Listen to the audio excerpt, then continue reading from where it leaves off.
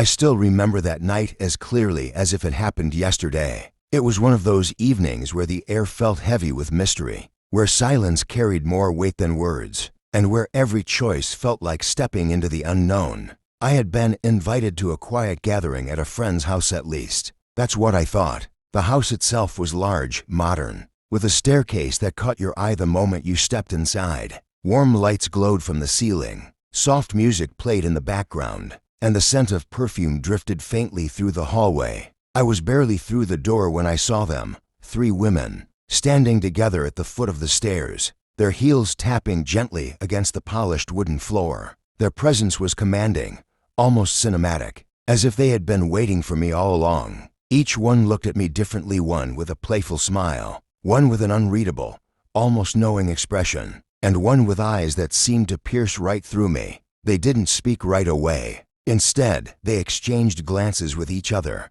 like they were silently agreeing on something. And then the one in the middle stepped forward. "Come upstairs," she said softly, her voice smooth yet firm. "We have something to show you." Now, in moments like that, your instincts either scream at you to run or push you to step forward. Mine did both. My heart pounded so hard I could almost hear it. But my curiosity was stronger than my fear. I glanced around the empty hallway, no sign of my supposed friend. No explanation for why I was really there yet somehow. I knew that whatever was waiting upstairs would change everything. Slowly, almost hesitantly, I nodded. The women exchanged small, satisfied smiles, and without another word, they turned and began climbing the staircase, their heels clicking in perfect rhythm. I followed behind, each step feeling heavier than the last. The house grew quieter the higher we went, as though the air itself was holding its breath. At the top of the stairs, a long corridor stretched ahead, dimly lit, lined with doors on either side.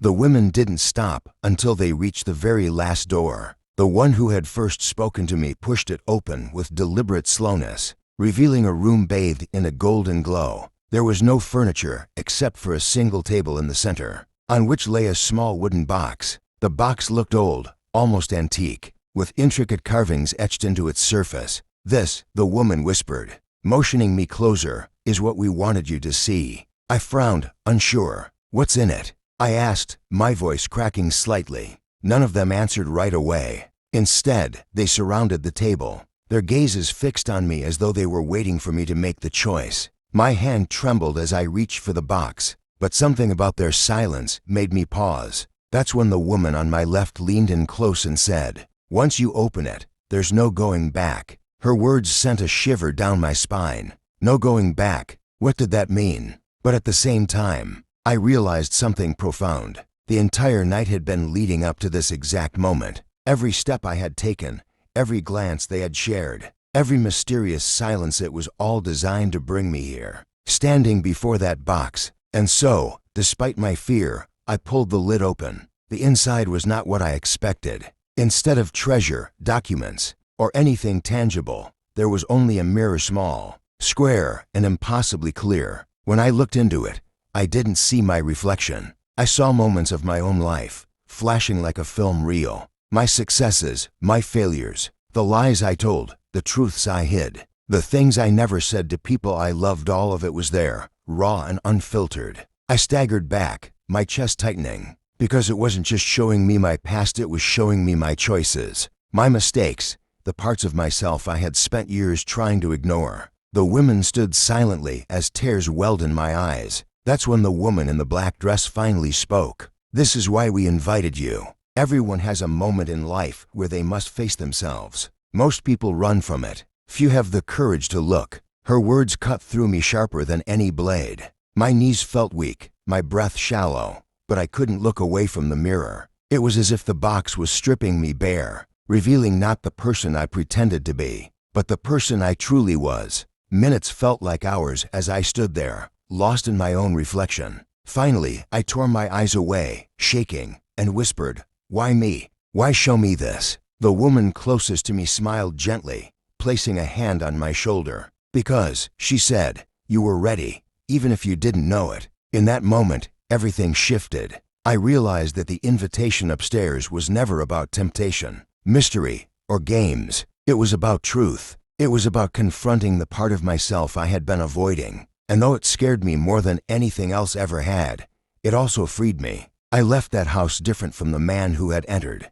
The stairs I walked down afterward didn't just lead me back into the world. They led me into a new version of myself, one that understood the weight of choices, the importance of honesty, and the courage it takes to face your own reflection. And that, my friends, is the truth of what happened that night. Not what you might expect, not what I thought I was walking into, but something infinitely more powerful. If this story touched you, if it made you think about your own choices, your own reflections, then I invite you to take this journey with me. Subscribe to the channel, because every story here isn't just about entertainment. It's about seeing yourself in a new light, about finding meaning where you least expect it, and about never being afraid to climb the stairs when life invites you. When I woke up the next morning, the memory of that night clung to me like a shadow. My mind kept replaying the image of that mirror in the box, the way it had stripped away every mask I had ever worn and left me staring at the raw, unfiltered truth of who I really was.